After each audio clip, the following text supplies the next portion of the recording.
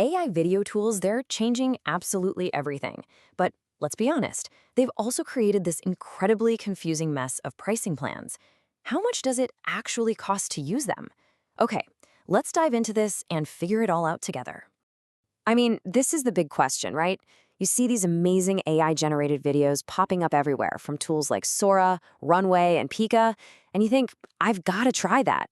But then you go to sign up, and wham, you're hit with this wall of credits, tiers, and plans.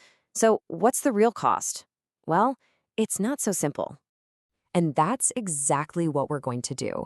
Think of this as your guide through that jungle. We're going to cut through all the noise and draw you a really clear map to navigate the world of AI video pricing. It doesn't matter if you're just messing around for the first time or if you're trying to power a global brand.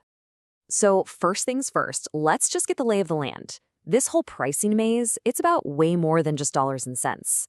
It's about totally different ways of thinking about value and cost. Let's map it out. And you know what the best part is? You know what the best part is? You can start exploring this entire new world for free. Let's see how. Almost every single platform out there wants to get you in the door, so they offer some kind of free tier to let you play around. Some, like ImagineArt, are cool because they give you credits that actually refill, which encourages you to keep coming back. Others, like Runway, just give you a one-time batch of credits to test drive their main features. Think of this as your playground. It's your chance to experiment with zero risk. And hey, when you're ready to level up from that free sandbox, it's not going to break the bank. For less than the price of a movie ticket, you can start to unlock some seriously powerful stuff. This is really that first step past just the novelty, and it's where you can start making real, usable content. Okay, so let's say you're past the experimenting phase. You're a hobbyist, maybe a freelancer, or a creator who wants to make content that looks truly professional. This is where things get really, really interesting. Right around $20 a month, that's the magic number. This is the price point where, the guardrails kind of come off, and you go from being a casual user to a serious creator. It's the absolute sweet spot where you unlock the features that will truly elevate your work. So what does that $20 really get you? Well, you get the professional features. First off, no more ugly watermarks plastered all over your videos. You get crisp, high-resolution exports. You get access to the platform's best and most advanced AI models, and this is critical. You often get the commercial license, the actual rights to use your creations for clients or to make money from them. That's huge.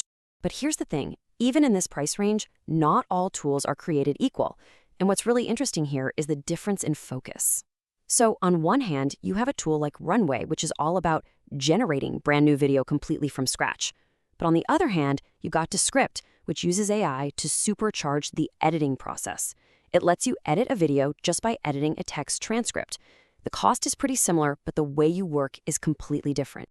Okay, let's level up one more time. What if you're a business or an agency or a team that needs high volume, collaboration features, and the absolute best of the best? Well, this is the enterprise tier. The prices, as you can see, they jump pretty significantly here, but so do the capabilities, and each one is tailored for a very specific professional need. Runway's unlimited plan, that's for the production house that's just constantly rendering things and can't worry about costs. Synthesia, that's for the corporation that's creating dozens of training videos with AI avatars. And then you have plans like Sora Pro or Google's Ultra. Those are for high-end creative work that demands the absolute best quality and control. All right, we've looked at the price tiers, but now we have to talk about the currency. And honestly, this is probably the most confusing part of AI video pricing, and getting this wrong can cost you. See, you're not always paying with dollars. You're often paying with minutes or credits. Let's start with the easy one, the minutes model. This is really common with tools like Synthesia, and it's just beautifully simple. If you pay for 10 minutes of video a month, you can generate exactly 10 minutes of final video. It's predictable, it's the no-headache model, and it's incredibly easy to budget for. But most of the pure generative tools use a credit system. And this is where that arcade token analogy really clicks. You buy a big bucket of tokens, but every single machine in the arcade costs a different amount to play. This model exists because, behind the scenes, generating AI video has a variable cost. A simple little prompt might be cheap for the company's computers to process, but a super complex, high-fidelity scene, that requires immense power, so it's going to cost you a lot more tokens. And here's where it gets kind of crazy. This just shows you how extreme that difference can be. On the very same platform, making one video with Luma's AI model costs 300 credits, but using Google's much more powerful Veo 3 model, which can create longer, more realistic scenes, costs 3,600 credits. That is a 12 times price difference for the same basic outcome, one video. So, what's the map we've drawn? What's the game plan here? Well, first, start for free. There is absolutely no reason not to. Second, remember that sweet spot for serious creators is right around that $20 to $30 a month mark. And finally, and this is probably the most important one, know your currency. Are you buying predictable minutes, or are you buying those variable arcade tokens? And that leaves us with a really fascinating thought for the future. As these AI models become exponentially, maybe 100 times more powerful, the value of a single credit is going to become even more volatile. I mean, today, a top-tier model costs 3,600 credits for one video. What will tomorrow's even better models cost? And really, how will we measure the price of pixels then?